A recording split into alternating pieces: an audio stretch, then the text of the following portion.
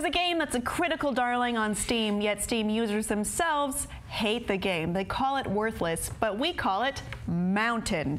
Now, this game is kind of interesting because you don't actually play it. It sort of plays itself, I would guess. Is it more of an experience, and should it really be called a game? Basically, the premise is there's a mountain, and sometimes the mountain is sad, and sometimes there are clouds, and you feel sad for the mountain. It gives you feelings. It's $1. What do you guys think?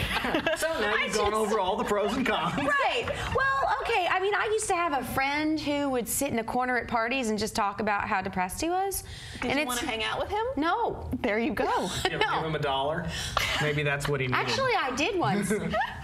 not so things would ram into him and he would tell me he was questioning his existence. I think he wanted to buy soda, but still, it's I mean, I like the idea that they're doing different things with games. I mean, and I have been known to play a koi fish game on my phone, which really doesn't involve anything other than me tapping the screen for a few minutes. So, well, this is the conversation we're having: is what counts as a game? Is it being critically loved so much because it's it's something new, it's something different? It definitely is something different, but is that something to love? That's the thing, is that now we are in this indie-rich environment of gaming. So now all these questions are being asked. Is gaming art? What is a game? What makes a game? A visual experience, or just a story, or a narrative, or some sort of self-expression? I feel like I should have some agency in the game that I'm playing. Otherwise, it's not really a game. I'm just watching something. Right. So I think this proves to ask the question, what is a game?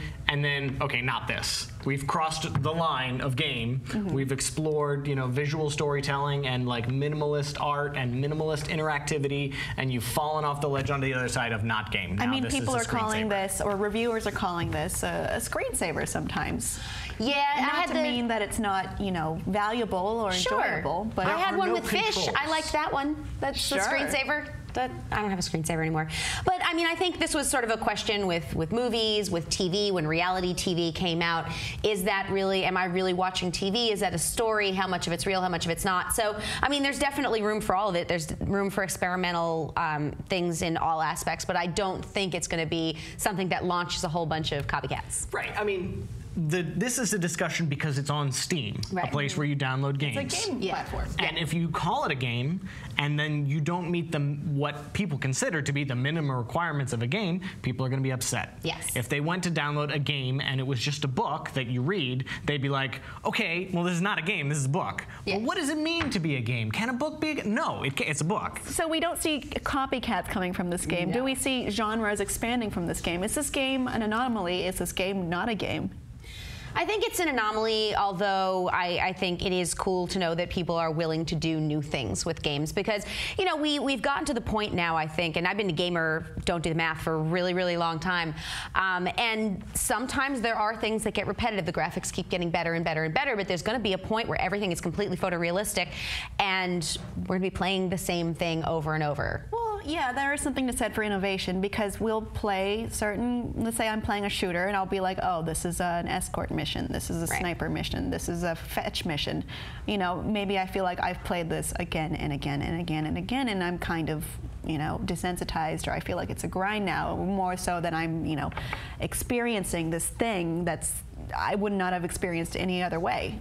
So maybe that's a good thing. But regardless of how repetitive or conventional these games are, you're still holding a controller, you're still holding a keyboard and a mouse, you're still playing the game. You're not supposed to hold the keyboard or the mouse. Don't tell me how to play the game, all right? Don't tell me what we're doing. We're fighting a lot today. When you turn on Mountain, that's all you do. Yeah. You turn it on, and then that's it. You look at it every now and then, and you notice changes. If you sat there and you watched it, or you walked away for 2 hours, it would still be the exact same experience. Is the game supposed to be your bonding with the mountain? Maybe. And your experience beyond I will go climb the monitor? I'll go climb one. I'm not climbing. I don't want it to talk to me, though. Yeah, at least when you climb a mountain, there's a goal, there's a destination. Right. You can win climbing a mountain. You can. You can't win mountain. You can't win most MMOs. Well, yeah. I know, I got really cool armor. I mean, it's sweet armor, but did you win? You could certainly lose. Yeah. I've lost an MMO before. I got killed a lot. I mean, yeah, I've only ever Really lost far from the time. corpse. if you play MOBAs, like you get killed almost constantly. Yeah. So. Yeah. What is a game? Is Mountain a game? Well, I don't think it is, but does it have redeeming elements that make it as worthwhile as maybe a game, but that still doesn't really count as a game. It's an interesting conversation, and we want you to have it with us. Please let us know what you think of all this below in the comments, and please be sure to subscribe.